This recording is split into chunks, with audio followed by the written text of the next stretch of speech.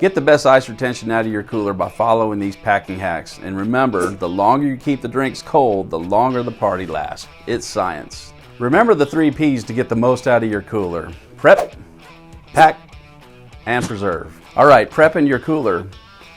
Cool it down before you start to use it. Put a sacrificial bag of ice on the inside well before you need it to cool down those foam walls. The most important part of packing your cooler is layering. Start with the things that you're going to frequent less, like meats and foods. Put those at the bottom. Next, a layer of ice, and then your drinks. Layer of ice, and then your snacks. And one more layer of ice. You want to fill the cooler all the way to the top.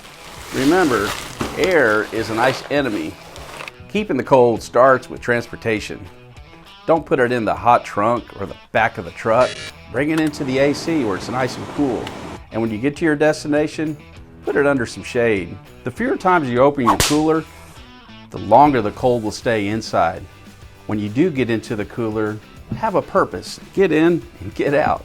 Do all these cooler hacks make anyone else thirsty? I'm Max Cold, and this is Cooler 101, brought to you by Igloo Coolers.